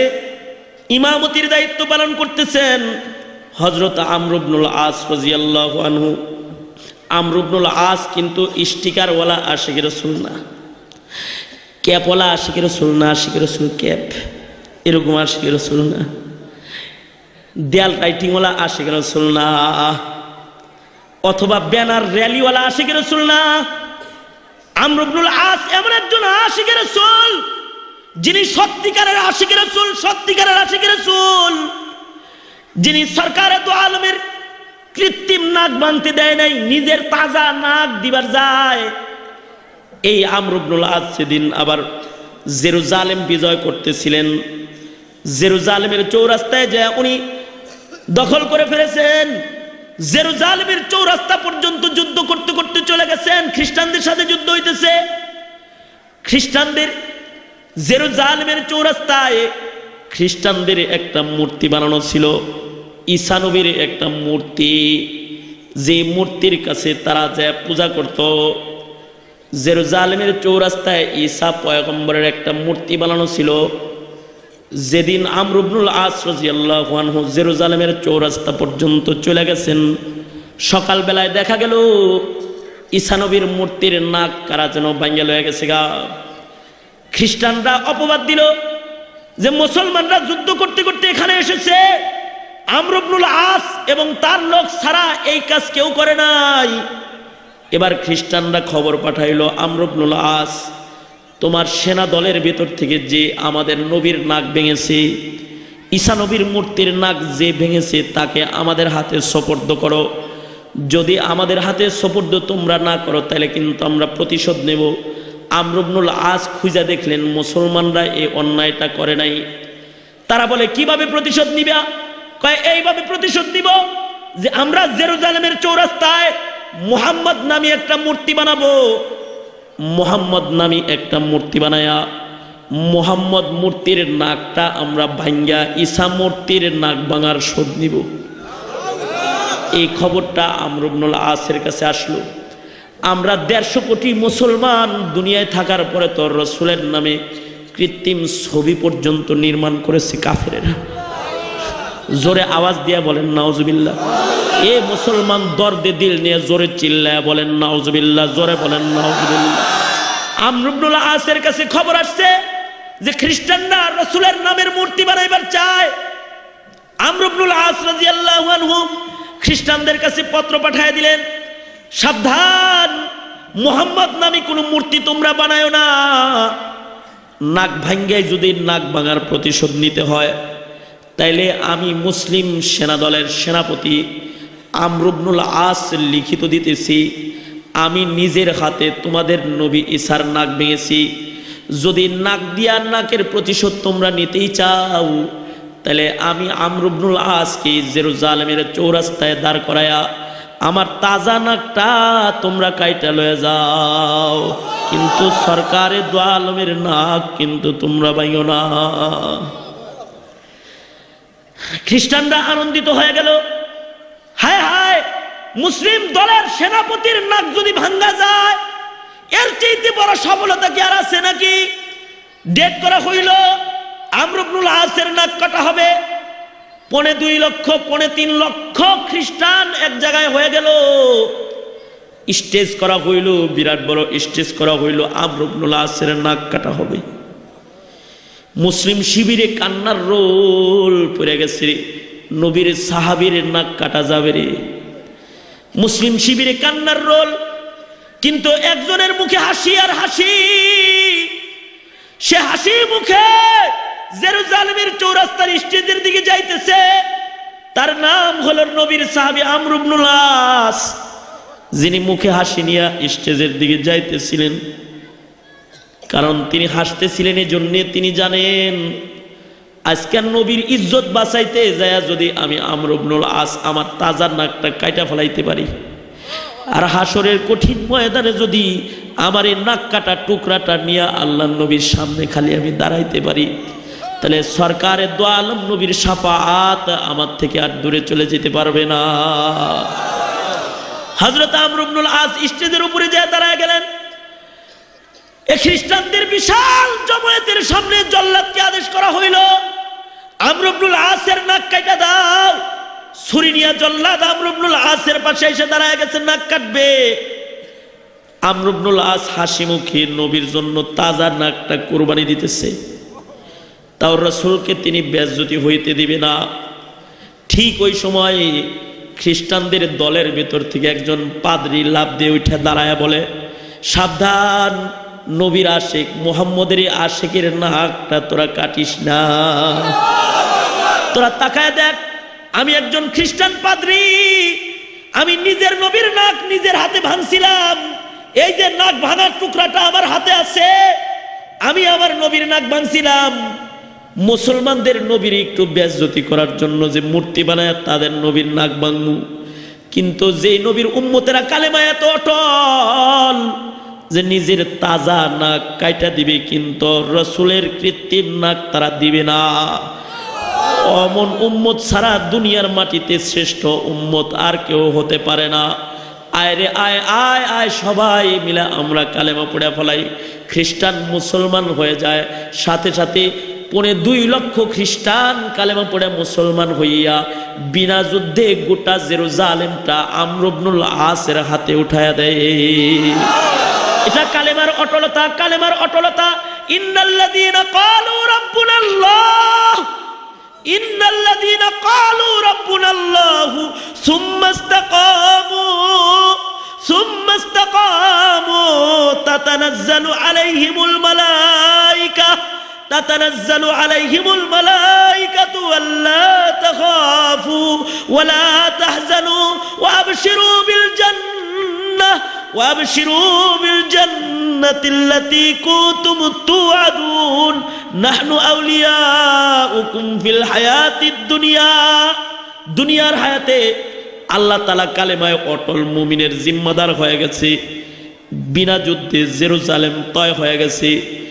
এই আশিক রাসূল আমর ইবনুল আস আজকে মিশরের পাশে ইমামতিতে দাঁড়ায় গেছে। হাজার হাজার মর্দে মুজাহিদ মুসলমানরা নামাজে দাঁড়ায় গেছে। আশিক রাসূল আমর ইবনুল আস জুমার নামাজের ইমামতির জন্য তাকবীর বাঁধছে। মুসলিম সেনারা আমর ইবনুল আসের পিছনে নামাজের তাকবীর বাঁধা ফেলাইছে। এদিক দিয়ে ইহুদিরা ঘোড়সওয়ার হইয়া 5000 ইহুদি মুসলমানদের উপরে আক্রমণ করেছে। আমরা হইলে ঘোড়া দৌড়ের আওয়াজ শুনা আমরা নামাজ ছেড়ে পালায়া যাইতাম, কিন্তু তারা এমন কালেমাওয়ালা, ঘোড়া দৌড়ায়া কাফেররা পেছনে এসে দাঁড়াইছে, কিন্তু তারা নামাজ ছাড়ে নাই। তারা নামাজের নিয়ত বান্ধা নামাজেই দাঁড়ায় রইছে। কাফেররা পেছন থেকে গলা কাটতেছে, গলা কাটতেছে, গর্দান আর কল্লা মাটিতে পড়তেছে, কিন্তু মুসলমান নামাজে দাঁড়ায় রইছে, নামাজে দাঁড়ায় রইছে। লাশগুলো যখন কবরের ভিতরে নামাইতেছিল তখনও পর্যন্ত নামাজে হাত বান্দা বান্দা ছিল। এভাবে হাজার হাজার মুসলমান শহীদ হয়ে গেছে। একজন মুসলমানও নামাজ বাদ দেয় নাই, নামাজে অটল। কারণ এই মুসলমানরা জানে পেছনে আছে কাফের, আর আমরা যার সামনে দাঁড়াইছি তিনি হলেন মালিক আল্লাহ। সামনে আছে আল্লাহ, সামনে আছে আল্লাহ, পেছনে আছে কাফের। সামনে কে আছে জোরে বলেন কে? আরো জোরে চিল্লায় জোরে বলেন সামনে কে? সামনে আল্লাহ, পেছনে কাফের, সামনে আছে আল্লাহ। মুসলমানরা নামাজের ভিতরেই দাঁড়ায় রয়েছে। এইভাবেই কয়েক কাতার কাতার কাতার কাতার মুসলমান কেটেছে, আর কাতার বন্দি মুসল্লিরা কাতারের ভিতরে রক্তমাখা অবস্থায় নামাজের হালতে শহীদ হয়েছে। ওইভাবেই আমর ইবনুল আস রাদিয়াল্লাহু আনহু ওইভাবেই তিনি নামাজ শেষ করেছেন।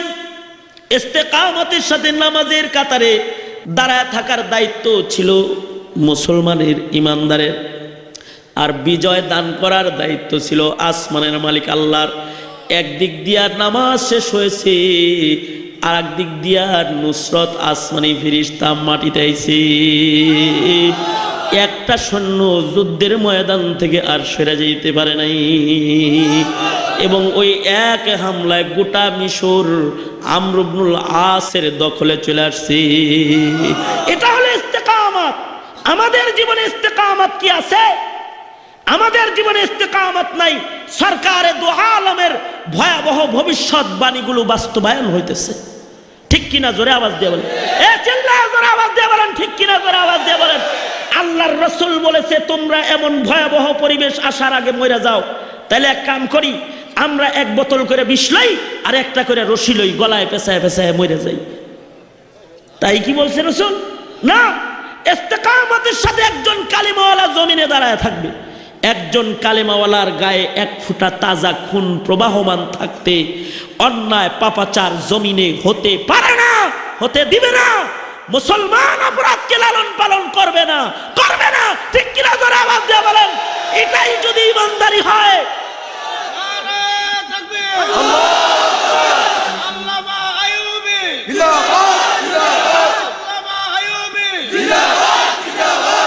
এটাই যদি ইমানদারি হয়, তাহলে আজকের দুদিন ব্যাপী তাফসীর মাহফিলে কাউরাইদের মুসলমান যুবকেরা তোমরা কি শপথ নিতে পারবে না যে তোমরাও নামাজের হেফাজত করবে? সাহাবীরা জুমার নামাজের হেফাজত করেছে, তোমরাও জুমার নামাজের হেফাজত করবে। কারণ কান পেতে শুনে নাও, সরকারে দু আলম নবী বলেছে ইচ্ছাকৃত যদি তুমি 3টা জুমার নামাজ তরক করো, মুনাফিকের খাতায় নাম চলে যাবে। মান তারাকা সালাসা জুমআতিন বিগাইরি উযরিন কুতিবা মিনাল মুনাফিকিন। যুদ্ধের ময়দানেও সাহাবীরা নামাজ ছাড়ে নাই, এটা ছিল তাদের ইস্তেকামত। আমরা সেই ইস্তেকামতে রাজি আছি তো ইনশাআল্লাহ। ইয়া আল্লাহ, আমাদেরকে তুমি আজম আর ইস্তেকামত ওয়ালা মুমিন করে কবুল মঞ্জুর করে নাও। আল্লাহ তাআলা আমাদের সবাইকে কবুল মঞ্জুর করুক। এই আহ্বান রেখেই আজকের মতো আলোচনায় আপনাদের কাছ থেকে আমার বিদায়ের পালা। जो कुछ हुआ या रब तेरे करम से हुआ, जो कुछ होगा तेरे करम से ही होगा। আমি আপনাদের কাছ থেকে বিদায় নিতেছি। দোয়া চাই, দোয়া করি আল্লাহ তাআলা জিন্দেগিতে যেন বরকত দান করেন, ইস্তেকামত দান করেন। আসসালামু আলাইকুম ওয়া রাহমাতুল্লাহি ওয়া বারাকাতুহু।